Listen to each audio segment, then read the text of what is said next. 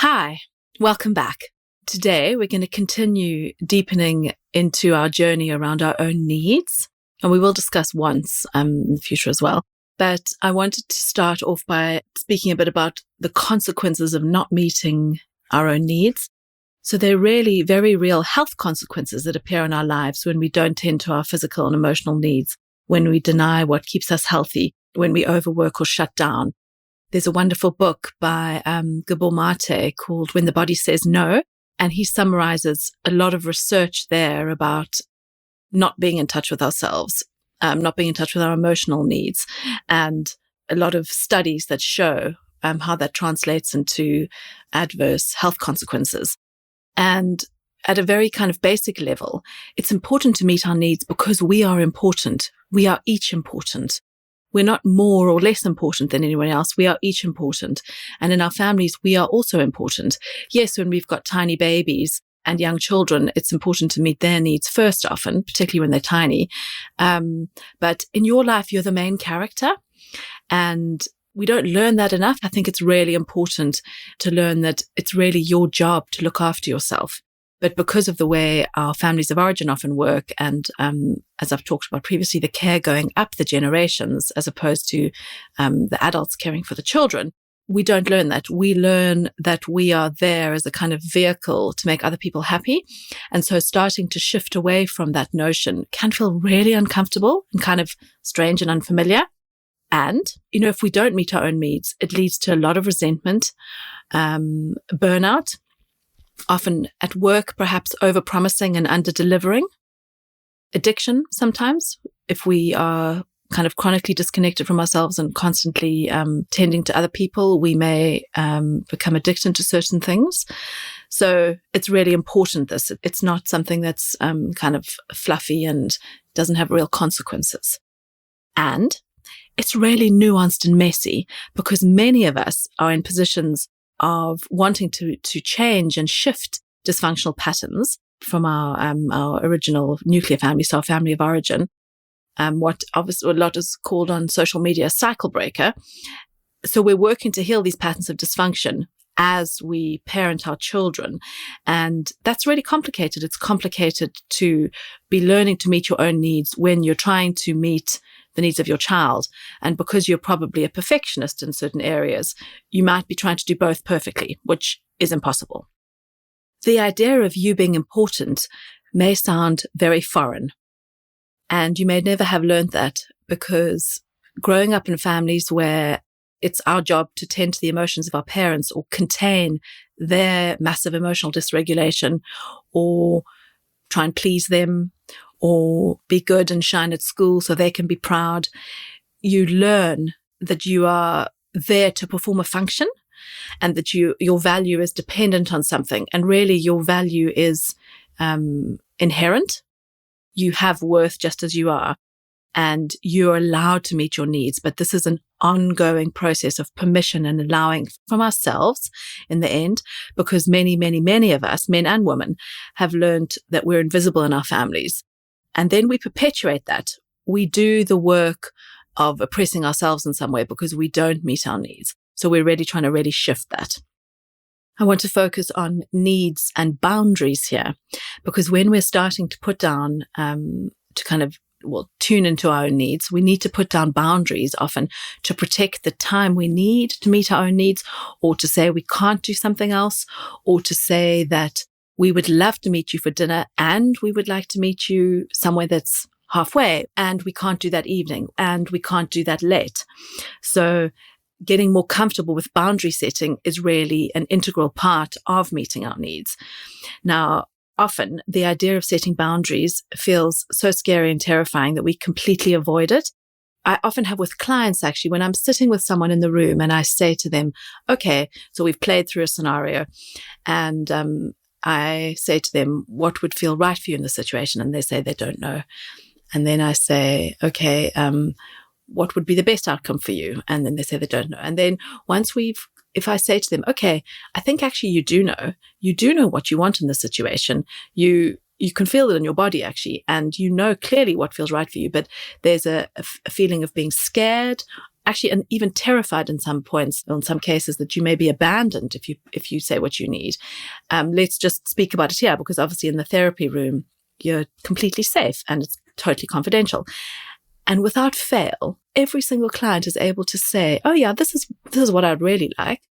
So we know, and you know too in relationships where you feel, if you're starting to feel a bit resentful, you know actually what you would like, but often it's the act of putting down the boundary, or even just the projection of what it's going to be like to put down the boundary, that stops us actually stating what we might need. So I really want to give you some encouragement around that and some suggestions around starting to put down boundaries and then kind of holding yourself around that. So let's just define what a boundary is.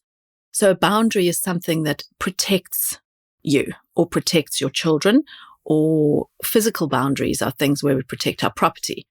So you can think about if you own property, your boundary is delineated by maybe a fence or a wall, and that indicates this is where our property ends and this is where your property begins. And so we want to imagine that as well in an emotional sort of sense, that a boundary is like a line that we draw to protect ourselves. We say, no, I'm not going to go further than that, or this is what I need to do to keep myself safe. And so you can imagine that you're drawing something around you to keep yourself safe, to protect you. We do that to protect our children. If your children are fighting and one of them throws something at the other one's head or hits the other one's head, then you'll intervene and stop the hitting and explain that it's your job to keep someone safe. So you put down a boundary around you can't throw and you can't hit. And in our adult life, we get to do that in many, many, many ways all the time. So our boundaries are not walls, and they are not set in time forever. You're allowed to change your boundaries. On some days may feel comfortable with some things, and some days may not feel comfortable with some things. So don't think that once you've put down a boundary, you can't then change it. You'll have different boundaries with different people. You'll have different boundaries at different times of the month. You'll have different boundaries depending on how tired you are.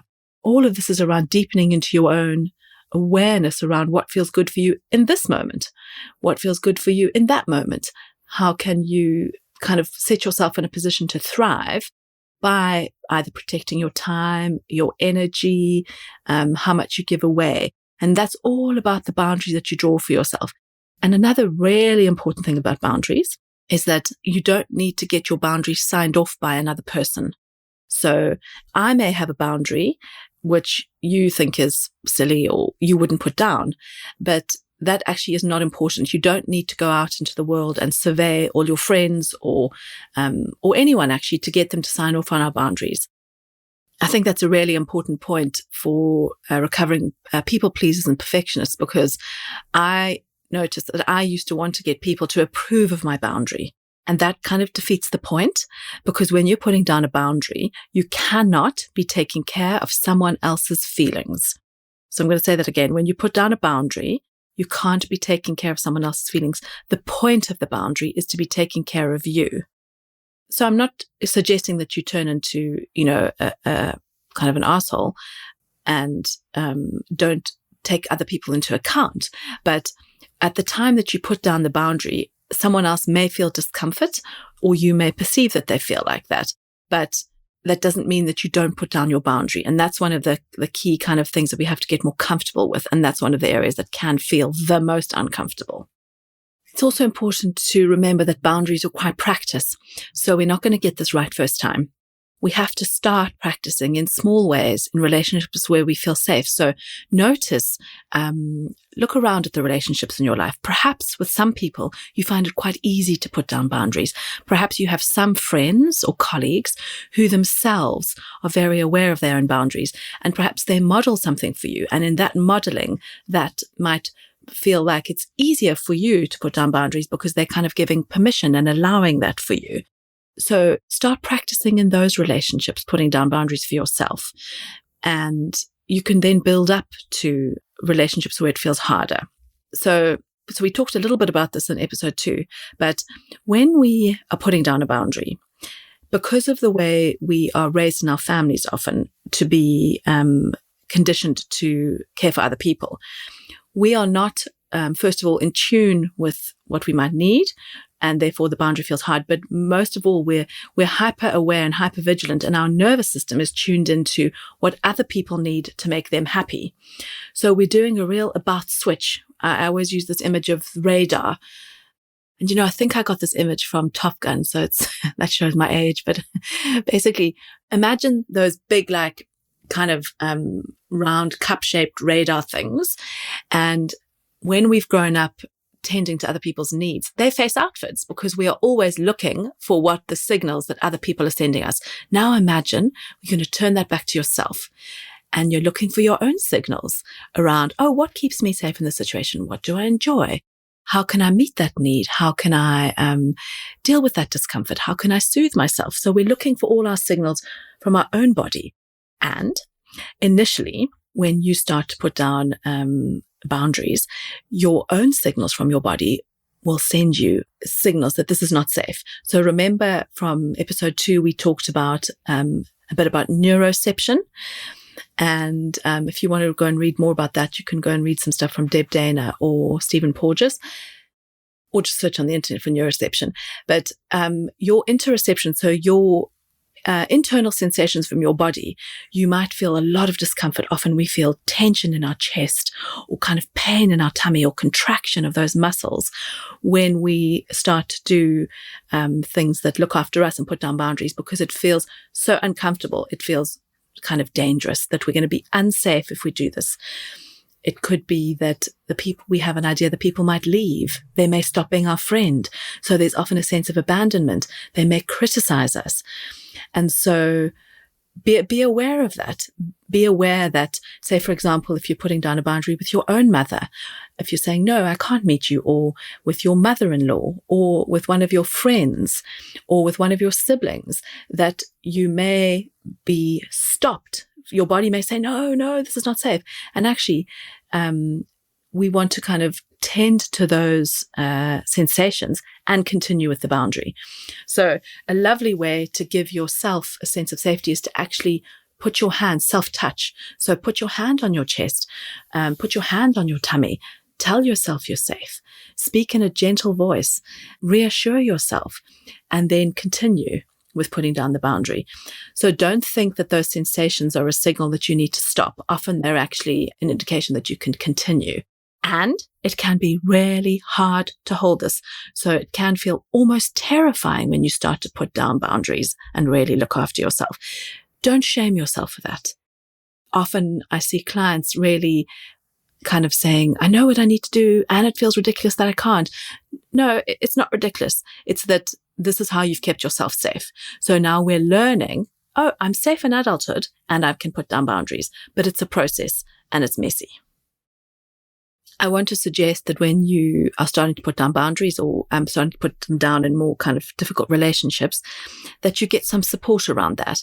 Now, support can come in varied ways. You can, one of the ways that's really helpful is to co-regulate with someone else before and after. So I suggest that, I call that bookending. So that would be where you maybe phone someone or text someone before you put down the boundary, when you've identified you need to put down a boundary with your partner, your boss, your friend, whoever it is, you can text someone else or phone someone else and say, I'm going to do this. It makes me feel really uncomfortable. And then I'm going to let you know afterwards, because you kind of borrow some brave from someone and they can reassure you and kind of give you some love and care. And then once you've done it, you can phone them back or text them and let them know how it went. Other ways to do that are to really soothe yourself beforehand. So again, the self-touch, putting a hand on your body, reassuring yourself that you're allowed to do this, that you can say no to someone coming to visit, or you can say no to whatever, or you can change a plan to make it work better for you. And remember what I said earlier about, we're not trying to be self-obsessed in a way, but we're trying to define the kind of the boundaries and the edges of ourselves as a person, and that takes practice. And sometimes what we do with our boundaries actually is we're very kind of dogmatic and inflexible initially, and that's also actually part of the kind of the growing, because we have to often, if we've had no boundaries, we swing very much to the other side of, like, suddenly we're putting down big boundaries all over the place, and then we often swing back to a more middle position. I noticed that I've done that. I've been very emphatic about some things in my own recovery journey. And then I've been able to come back to a place of more nuance. So notice where you are. You'll be at a different place in your journey, and each are valid. So to support yourself, there's bookending it. There's self-touch, putting your hand on your body. There's doing it in an environment where you feel safe. So often, maybe you want to do it when you're outside in nature, or if you're walking. That helps often process stuff, because we're kind of the rhythmic action of walking means it might be more easy for you to speak to someone and say something difficult. And you may already have your own ways of supporting yourself. Perhaps you do it just after you've been to an exercise class, or just after you've been swimming, or when you're going to see a friend afterwards, so that you can do some processing, or just before you see your therapist. Or you could even put a boundary down in therapy. If you need to phone someone that feels really difficult, you can do it in the presence of your therapist if that feels really kind of grounding for you. This is all around noticing what works for you. And when we're starting to do something that feels difficult, we want all the support we can get. Now, some of you might find boundaries really easy, and some of you might find them really difficult. So again, pick what you like from this podcast and, leave the rest. Okay, so those are some ways to support you, and also think about the ways which work for you. So it's always a good idea not to be hungry, not to be in a very emotional state. In terms of the medium that you put the boundary down, that can also be very supportive.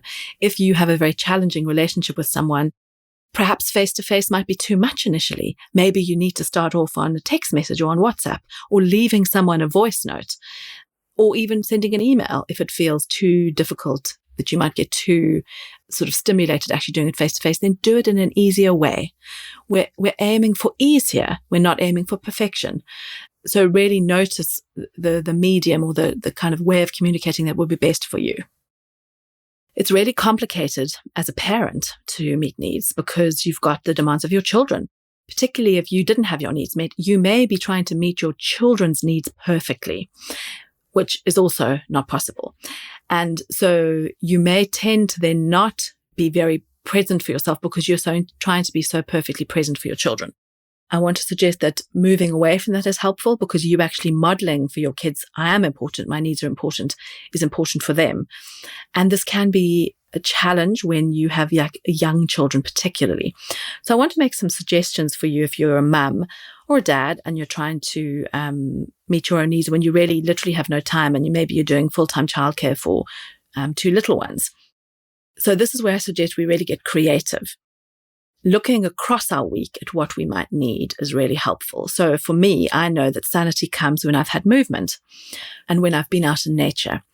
Let me give you an example. Actually, when we first had our children, we lived in a flat, like a top 2 floors of a Victoria conversion. So for those of you who don't live in the UK, that's like an old house that's been converted into flats, and we lived on the top 2 floors, and there was no lift, and we couldn't, bringing the pram or the buggy up and down the stairs was like a total nightmare.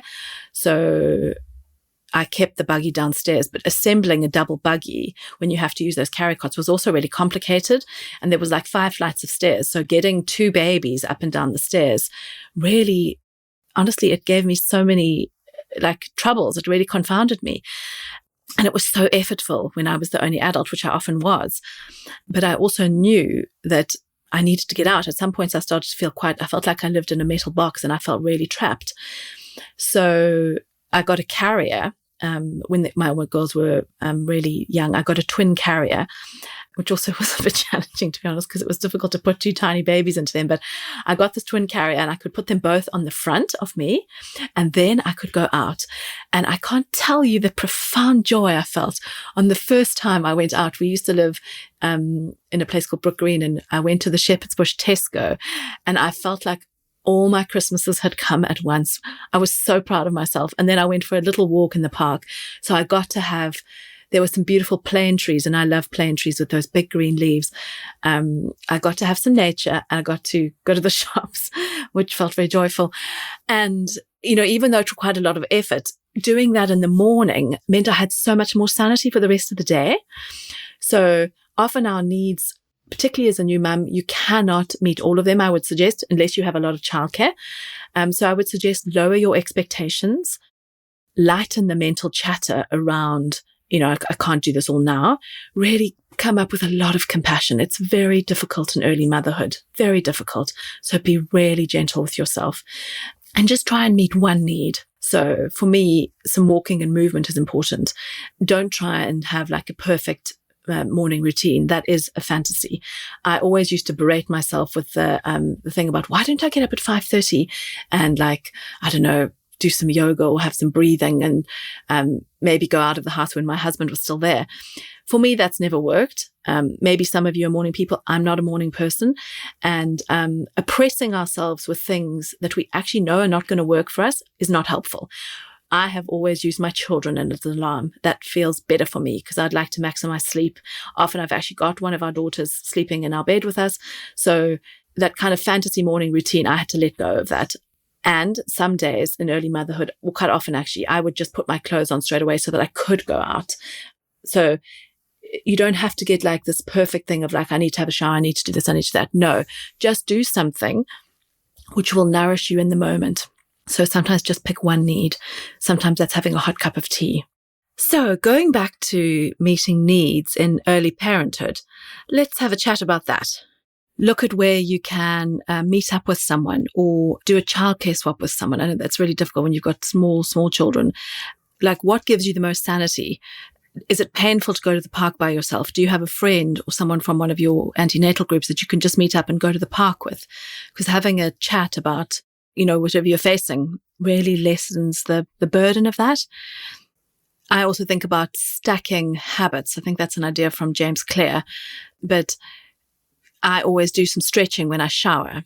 Some people do squats when they're brushing their teeth. That would never work for me. But think about ways you can be creative about putting in a bit of exercise or putting a bit of movement or putting in a conversation. So when my kids used to still sleep like 3 naps, they would sometimes have a nap before supper, and I would always go walking in that nap, even in winter when it was dark, because it would kind of give me a little bit of a burst of energy to get through the whole evening routine.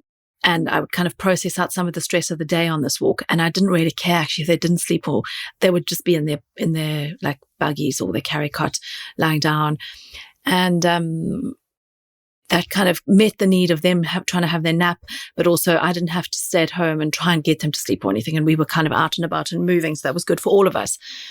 Think about trying to get, if you co-parenting with someone and you're in a relationship, how can you divide up the tasks? You might have to renegotiate some of the boundaries in your relationship, because in your love relationship, you may also have kind of slipped into a role of you largely meet their needs. So parenting may bring up all that stuff for you in your love relationship, because now suddenly you're trying to meet the needs of children and you've got yourself into this dynamic where you also are meeting the needs of your partner.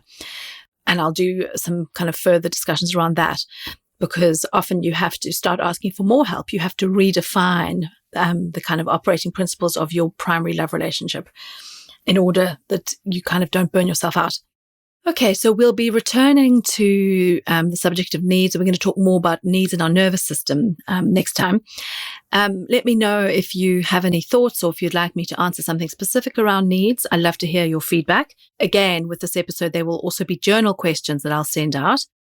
So sign up at psychotherapymum.com or on Instagram at psychotherapymum. The journal questions are designed to be an accompaniment to the podcast, so you can deepen into your own inquiry and process and see what's going on for you around the topics we're covering.